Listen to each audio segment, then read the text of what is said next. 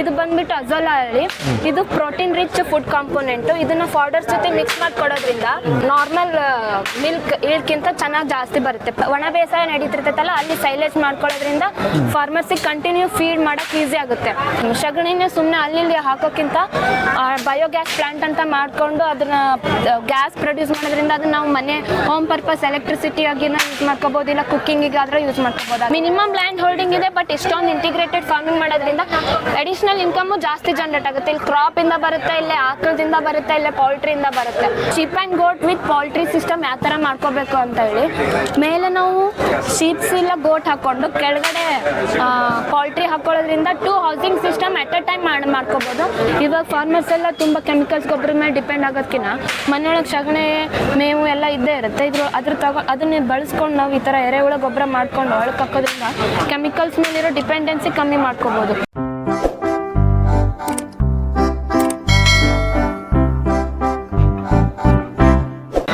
ನನ್ನ ಹೆಸರು ಅಂಬಿಕಾ ಹುಗಾರ್ ಅಂತ ಹೇಳಿ, ನಾನು ಇಲ್ಲಿ ಕಾಲೇಜ್ ಆಫ್ ಅಗ್ರಿಕಲ್ಚರ್ ಧಾರವಾಡಲ್ಲಿ 4th ಇಯರ್ BSc ಅಗ್ರಿ ಓದ್ತಿದ್ದೀನಿ. ಇದು ಬಂದ್ಬಿಟ್ಟು ಇವತ್ತು ಕೃಷಿ ಮೇಳ ಇರೋದ್ರಿಂದ ನಮ್ಮ ಕ್ಯಾಂಪಸ್ಸಿಂದ ಅನಿಮಲ್ ಸೈನ್ಸಿಂದ ಎಕ್ಸಿಬಿಷನ್ ಸ್ಟಾಲ್ ಇದು. ನಮ್ಮ ಕ್ಯಾಂಪಸ್ಸಿಂದ ಫಾರ್ಮರ್ಸಿಗೆ ಏನೇನು ಅವೈಲೇಬಲ್ ಇದೆ, ಫಾಡರ್ಸ್ ಆಗಲಿ ಫೀಡ್ಸ್ ಆಗಲಿ ಏನೇನು ಅವೈಲೇಬಲ್ ಇದೆ ಅಂತ ಸ್ಟಾಲ್ ಹಾಕಿರೋದು. ಇದು ಬಂದ್ಬಿಟ್ಟು ಫಸ್ಟ್ ಫೀಡ್ ಸೆಕ್ಷನ್ನು. ಇಲ್ಲಿ ಬೇರೆ ಬೇರೆ ಥರ ಇಂಡಿಗಳು ಅಥವಾ ಕೇಕ್ಸ್ ಅಂತಾರೆ, ಕೇಕ್ಸ್ ಅಥವಾ ಬೇರೆ ಬೇರೆ ಥರ ಫೀಡ್ಸ್ ಮನೆಯಲ್ಲೇ ಯಾವ್ಯಾವ ಥರ ಮಾಡ್ಕೋಬೋದು, ನಾರ್ಮಲ್ ಮೇವು ಬಿಟ್ಟು ಬೇರೆ ಅನಿಮಲ್ಸಿಗೆ ಏನೇನು ಹಾಕ್ಬೋದು ಅಂತ ಫೀಡ್ಸ್ ಡೆಮಾನ್ಸ್ಟ್ರೇಟ್ ಮಾಡಿರೋದು. ಇವೆರಡು ಬ್ಯಾಗ್ಸ್ ಬಂದ್ಬಿಟ್ಟು poultry feeds 50 kg bag, per bag 1500 cost ಬೀಳುತ್ತೆ. ಇದು ಅಜೋಲಾ ಅಂತೇಳಿ, ಇದು ಪ್ರೋಟೀನ್ ರಿಚ್ ಏನು ರೀಸನ್ ಕೊಡೋದು ಇದು ಸರ್? ಈ ಫೀಡ್ಸ್ ಕೊಡೋ ರೀಸನ್ ಏನು? ಇದು ಅನಿಮಲ್ ಹೆಲ್ತಿಗಾಗಲಿ ಇಲ್ಲ ಒಳ್ಳೆ ಹೆಗ್ ಪ್ರೊಡಕ್ಷನಿಗಾಗಲಿ ಅಂತ ಚೆನ್ನಾಗಿ ಬರಲಿ ಅಂತ ಫೀಡ್ ಹಾಕೋದು. ಇದು ಬಂದ್ಬಿಟ್ಟು ಅಜೋಲಾ ಹೇಳಿ, ಇದು ಪ್ರೋಟೀನ್ ರಿಚ್ ಫುಡ್ ಕಾಂಪೋನೆಂಟ್. ಇದನ್ನ ಫಾರ್ಡರ್ಸ್ ಜೊತೆ ಮಿಕ್ಸ್ ಮಾಡಿ ಕೊಡೋದ್ರಿಂದ ನಾರ್ಮಲ್ ಮಿಲ್ಕ್ ಇಳ್ಕಿಂತ ಚೆನ್ನಾಗಿ ಜಾಸ್ತಿ ಬರುತ್ತೆ. ಪ್ರೋಟೀನ್ ಜಾಸ್ತಿ ಇರೋದ್ರಿಂದ ಚಲೋ ಈಲ್ಡ್ ಬರುತ್ತೆ, ಮಿಲ್ಕ್ ಈಲ್ಡ್. ಇದು ರೈತರು ಯಾವ ರೀತಿ ರೆಡಿ ಮಾಡ್ಕೋಬಹುದು? ಇದನ್ನ ಫಸ್ಟ್ ಒಂದು ಪಿಟ್ ಮಾಡಿ ಅದಕ್ಕೆ ಟಾರ್ಪಲಿನ್ ಹಾಕಿ ನೀರು ಹಾಕಿ ಅದ್ರೊಳಗೆ ಸ್ವಲ್ಪ ಸಗಣಿ ಮಿಕ್ಸ್ ಮಾಡಬೇಕು. ಮಿಕ್ಸ್ ಮಾಡಿ ಇದ್ರದ್ದು ಈ ತರ ನಮ್ಗೆ ಮಾರ್ತಿದೀವಿ, ಈ ತರ ಸ್ಯಾಂಪ್ಲಿಂಗ್ ಸೀಡ್ಲಿಂಗ್ಸ್ ಇನಾಕ್ಯುಲಮ್ ಅಂತ ಹೇಳಿ. ಇದನ್ನ ತಗೊಂಡಾಗ ಸುಮ್ಮನೆ ನೀವು ನೀರ್ನಾಗ ಸ್ಪ್ರೆಡ್ ಮಾಡಿದ್ರೂ ಅದು 21 days ಗ್ರೋತ್ ಹಾಕೊಂತ ಹೋಗ್ತದೆ. ನೀರ್ ಮೇಲೆ ಬರುತ್ತೆ, ನೀರ್ ಮೇಲೆನೆ ಬರುತ್ತೆ. 21 days ಬೇಕು ಇದಕ್ಕೆ. ಅದು ಬೆಳೆದಂಗೆ ನಿಮ್ಗೆ ಯಾವಾಗ ಬೇಕು ಅದನ್ನ ತಗೊಂಡು ಪೌಡರ್ ಒಳಗೆ ಮಿಕ್ಸ್ ಮಾಡಿ ಹಾಕಿದ್ರೆ ಚೆನ್ನಾಗಿ ಹೆಲ್ತ್ ಮೇಂಟೈನ್ ಮಾಡುತ್ತೆ, ಮತ್ತೆ ಈಲ್ಡು ಚೆನ್ನಾಗಿ ಬರುತ್ತೆ, ಮಿಲ್ಕ್ ಈಲ್ಡ್. ಇದು ಪ್ರೋಟೀನ್ ತರ ಸ್ವಲ್ಪ ಕೊಡಬೇಕು ಇಲ್ಲ ಜಾಸ್ತಿ ಕೊಡಬೇಕು? ಯಾವ ರೀತಿ ಕೊಡಬೇಕು ಅಂದ್ರೆ ಕಾನ್ಸಂಟ್ರೇಷನ್ ಬ್ಯಾಲೆನ್ಸ್ ರೇಷಿಯೋ ಇರಬೇಕು. ಡಯಟ್ ಯಾವಾಗಲೂ ಬ್ಯಾಲೆನ್ಸ್ ರೇಷಿಯೋ ಇರೋದ್ರಿಂದ ಪ್ರೋಟೀನ್ ಎಷ್ಟು ಬೇಕು ಅಷ್ಟೇ ಮಿಕ್ಸ್ ಮಾಡಬೇಕಾಗುತ್ತೆ.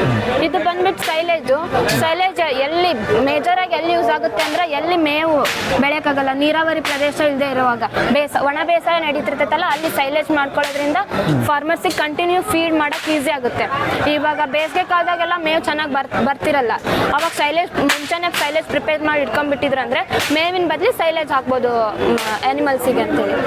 ಇದು ಬಂದ್ಬಿಟ್ಟು ಬಯೋಗ್ಯಾಸ್ ಯೂನಿಟ್. ಮನೆಯಲ್ಲಿ ಹೆಂಗಿದ್ರು ಎಲ್ಲರೂ ಇಂಟಿಗ್ರೇಟೆಡ್ ಫಾರ್ಮಿಂಗ್ ಸಿಸ್ಟಮ್ ಇವಾಗೆಲ್ಲ ಚೆನ್ನಾಗಿ ಬರ್ತಿರೋದ್ರಿಂದ ಎಲ್ಲರೂ ದನಗಳಂತೂ ಇದ್ದೇ ಇರ್ತವೆ. ಸಗಣಿನೇ ಸುಮ್ಮನೆ ಅಲ್ಲಿ ಹಾಕೋಕ್ಕಿಂತ ಬಯೋಗ್ಯಾಸ್ ಪ್ಲಾಂಟ್ ಅಂತ ಮಾಡ್ಕೊಂಡು ಅದನ್ನ ಗ್ಯಾಸ್ ಪ್ರೊಡ್ಯೂಸ್ ಮಾಡೋದ್ರಿಂದ ಅದನ್ನ ನಾವು ಮನೆ ಹೋಮ್ ಪರ್ಪಸ್ ಎಲೆಕ್ಟ್ರಿಸಿಟಿ ಆಗಿನ ಯೂಸ್ ಮಾಡ್ಕೋಬಹುದು, ಇಲ್ಲ ಕುಕ್ಕಿಂಗಿಗೆ ಆದ್ರೆ ಯೂಸ್ ಮಾಡ್ಕೋಬಹುದು ಆ ಗ್ಯಾಸ್ನ. ಇನ್ನು ಈ ಕಡೆ ಬಂದ್ರೆ ಬೇರೆ ಬೇರೆ ತರ ಹೌಸಿಂಗ್ ಸಿಸ್ಟಮ್ಸು. ಇದು ಪೌಲ್ಟ್ರಿ ಹೌಸಿಂಗ್ ಸಿಸ್ಟಮು. ಇದ್ರೊಳಗೆ ಬೇರೆ ಲೆವೆಲ್ಸ್ ಇದ್ದಾವೆ.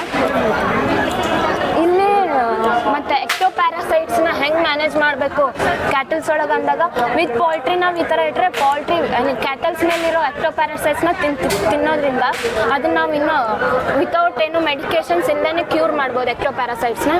ಇದು ಬಂದ್ಬಿಟ್ಟು ಇಂಟಿಗ್ರೇಟೆಡ್ ಫಾರ್ಮಿಂಗ್ ಸಿಸ್ಟಮ್ ಅಂತ ಹೇಳಿ, ಮಿನಿಮಮ್ ಲ್ಯಾಂಡ್ ಹೋಲ್ಡಿಂಗ್ ಒಳಗೆ ಎಲ್ಲ ಥರನೂ ಹೆಂಗೆ ನಾವು ಫಾರ್ಮಿಂಗ್ ಮಾಡ್ಕೋಬೋದು ಅಂತೇಳಿ ಇದ್ರೊಳಗಿದೆ. ಇಲ್ಲಿ ಕ್ರಾಪ್ಸ್ ಇವೆ ಬೇರೆ ಬೇರೆ ಥರ, ಇವು ಬಾರ್ಡರ್ ಕ್ರಾಪ್ಸ್ ಇವೆ. ಇದು ಬಯೋಗ್ಯಾಸ್ ಪ್ಲಾಂಟ್ ಇದೆ, ಇಲ್ಲಿ ಆಕಳ ಮನೆ ಇದೆ, ಇಲ್ಲಿ ಫಿಶರಿ ಮತ್ತೆ ಮೇಲೆ ಪೌಲ್ಟ್ರಿ. ಮಿನಿಮಮ್ ಲ್ಯಾಂಡ್ ಹೋಲ್ಡಿಂಗ್ ಇದೆ, ಬಟ್ ಇಷ್ಟೊಂದು ಇಂಟಿಗ್ರೇಟೆಡ್ ಫಾರ್ಮಿಂಗ್ ಮಾಡೋದ್ರಿಂದ ಅಡಿಷನಲ್ ಇನ್ಕಮ್ ಜಾಸ್ತಿ ಜನರೇಟ್ ಆಗುತ್ತೆ. ಇಲ್ಲಿ ಕ್ರಾಪ್ ಇಂದ ಬರುತ್ತೆ, ಇಲ್ಲೇ ಆಕಳದಿಂದ ಬರುತ್ತೆ, ಇಲ್ಲೇ ಪೌಲ್ಟ್ರಿಯಿಂದ ಬರುತ್ತೆ. ಮಿನಿಮಮ್ ಲ್ಯಾಂಡ್ ಹೋಲ್ಡಿಂಗ್ ನೊಳಗೆ ನಾವು ಎಕ್ಸ್ಟ್ರಾ ಇನ್ಕಮ್ ಜನರೇಟ್ ಮಾಡ್ಕೋಬಹುದು. ಇದು ಬೇರೆ 2 different types of housing systems in cattles. ಇದು ಹೆಡ್ ಟು ಹೆಡ್, ಇದು ಟೇಲ್ ಟು ಟೇಲ್ ಸಿಸ್ಟಮ್.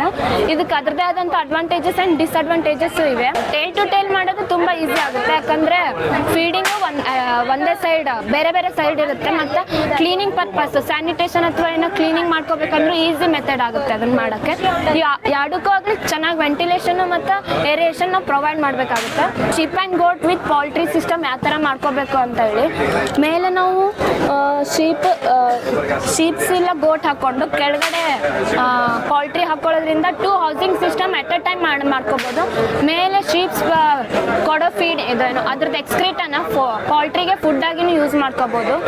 ಮತ್ತು ಕಮ್ಮಿ ಏರಿಯಾ ಒಳಗೆ 2 ಡಿಫ್ರೆಂಟ್ ಹೌಸಸ್ ಆಗ್ತವೆ ಅಡಿಷ್ನಲ್ ಇನ್ಕಮ್ ಜನ್ರೇಟ್ ಆಗೋಕ್ಕೆ. ಮತ್ತು ಇದಕ್ಕೆಲ್ಲ ಗೌರ್ಮೆಂಟಿಂದ ಸಬ್ಸಿಡೀಸ್ ಇರ್ತವೆ. ಅನಿಮಲ್ಸ್ ಪರ್ಚೇಸಿಗಾಗಲಿ ಇಲ್ಲ ಕನ್ಸ್ಟ್ರಕ್ಷನಿಗಾಗಲಿ ಗೌರ್ಮೆಂಟಿಂದ ಸ್ಕೀಮ್ಸ್ ಒಳಗೆ ಸಬ್ಸಿಡೀಸ್ ಎಲ್ಲ ಇರ್ತವೆ. ಫಾರ್ಮರ್ಸ್ ಇದನ್ನ ಯುಟಿಲೈಸ್ ಮಾಡ್ಕೊಂಡ್ರೆ ಚೆನ್ನಾಗಿರುತ್ತೆ.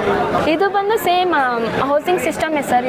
ಇದರೊಳಗೆ 3 ಡಿಫ್ರೆನ್ಸ್ ಅದೇ. ಇಲ್ಲಿ ಮೇಲೆ ಮೇಕೆ ಮತ್ತು ಅಥವಾ ಶೀಪ್ಸ್ ಆ್ಯಂಡ್ ಗೋಟ್ಸ್ ಇದೆ, ಇಲ್ಲಿ ಪೌಲ್ಟ್ರಿ ಇದೆ ವಿತ್ ಬಾಜು ಕೆಟಲ್ಸ್ ಇದೆ. ಇಷ್ಟೇ ಇದರೊಳಗೆ 3 ಥರ 3 ಡಿಫ್ರೆಂಟ್ಸ್ ಹೌಸಿಂಗ್ಸ್ ಇವೆ. ಇದರೊಳಗೆ ಅದರೊಳಗೆ ಹೆಂಗಿರುತ್ತೆ ಇದರೊಳಗೆ ಅಷ್ಟೇ. ಇದ್ರ ಎಕ್ಸ್ಕ್ರೀಟನ್ನು ಇಲ್ಲಿ ಫೀಡಾಗಿ ಯೂಸ್ ಮಾಡ್ಕೋಬೋದು ಪೌಲ್ಟ್ರಿಗೆ.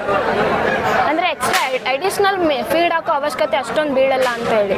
ಇದು ಇನ್ಲೆಟ್ ಅಂತ ಹೇಳಿ, ಇಲ್ಲಿ ನೀವು ಸ್ಲರಿ ಅಂದರೆ ಸಗಣಿ ಗಿಗಣಿ ಎಲ್ಲ ಹಾಕೋದ್ರಿಂದ ಇದು ಬಂದು ಇಲ್ಲಿ ಸ್ಟೋರ್ ಆಗುತ್ತೆ. ಸ್ಟೋರ್ ಆಗಿ ಅಲ್ಲಿ ಅನಾರೋಬಿಕ್ ಫರ್ಮೆಂಟೇಷನ್ ಆಗೋದ್ರಿಂದ ಅದು ಗ್ಯಾಸ್ ಪ್ರೊಡ್ಯೂಸ್ ಮಾಡುತ್ತೆ. ಆ ಗ್ಯಾಸ್ ಇಲ್ಲಿ ಬಂದು ಸ್ಟೋರ್ ಆಗಿರುತ್ತೆ. ನೀವು ಮೇಲೆ ವಾಲ್ವ್ ಇರ್ತಾವಲ್ಲ, ಆ ವಾಲ್ ಓಪನ್ ಮಾಡಿದಾಗ ಅದು ಗ್ಯಾಸ್ ನಿಮಗೆ ರಿಲೀಸ್ ಆಗುತ್ತೆ. ಮತ್ತು ಇಲ್ಲಿ ವೇಸ್ಟ್ ಆಗಿ ಡೈಜೆಸ್ಟ್ ಎಲ್ಲ ಫರ್ಮೆಂಟೇಷನ್ ಆಗಿ ಉಳಿದಿರೋ ಸ್ಲರಿ ಔಟ್ಲೆಟ್ ಒಳಗೆ ಹೊರಗೆ ಬರುತ್ತೆ. ಇದು ಸ್ಲರಿ ಫಾಸ್ಫರಸ್ ಮತ್ತು ನೈಟ್ರೋಜನ್ ರಿಚ್ ಇರುತ್ತೆ. ಅದನ್ನು ನೀವು ಫರ್ಟಿಲೈಸರ್ ಆಗಿ ಹೊಲಗಳಿಗೆಲ್ಲ ಯೂಸ್ ಮಾಡ್ಕೋಬೋದು. ಮತ್ತು ಆ ಗ್ಯಾಸ್ನ ಸೇಮ್ ಎಲೆಕ್ಟ್ರಿಸಿಟಿಗೆ ಅಥವಾ ಇಲ್ಲ ಕುಕ್ಕಿಂಗ್ ಪರ್ಪಸ್ಸಿಗೆಲ್ಲ ಯೂಸ್ ಮಾಡ್ಕೋಬೋದು. ಇದು ಬಂದುಬಿಟ್ಟು ಎರೆಹುಳ ಗೊಬ್ಬರ ಅಂತೇಳಿ. ಇವಾಗ ಫಾರ್ಮರ್ಸ್ ಎಲ್ಲ ತುಂಬ ಕೆಮಿಕಲ್ಸ್ ಗೊಬ್ಬರ ಮೇಲೆ ಡಿಪೆಂಡ್ ಆಗೋದಕ್ಕಿಂತ ಮನೆಯೊಳಗೆ ಸಗಣಿ ಮೇವು ಎಲ್ಲ ಇದ್ದೇ ಇರುತ್ತೆ. ಅದನ್ನ ಬಳಸ್ಕೊಂಡು ನಾವು ಈ ಥರ ಎರೆಹುಳ ಗೊಬ್ಬರ ಮಾಡ್ಕೊಂಡು ಒಳಗೆ ಹಾಕೋದ್ರಿಂದ ಕೆಮಿಕಲ್ಸ್ ಮೇಲಿರೋ ಡಿಪೆಂಡೆನ್ಸಿ ಕಮ್ಮಿ ಮಾಡ್ಕೋಬೋದು. ಮತ್ತು ಸಾಯಿಲ್ ಹೆಲ್ತ್ ಮ್ಯಾನೇಜ್ ಮಾಡೋಕ್ಕೆ ತುಂಬ ಹೆಲ್ಪ್ ಆಗುತ್ತೆ. ಎರೆಹುಳ ಸಿಗ್ತವೆ ಹೊರಗಡೆ, ಇಲ್ಲ ಯಾವುದೇ ಅಗ್ರಿಕಲ್ಚರ್ ಯೂನಿವರ್ಸಿಟಿ ಒಳಗೆ ಹೋಗಿ ಕೇಳಿದ್ರು ಎರೆಹುಳ ಸಿಗ್ತಾವೆ.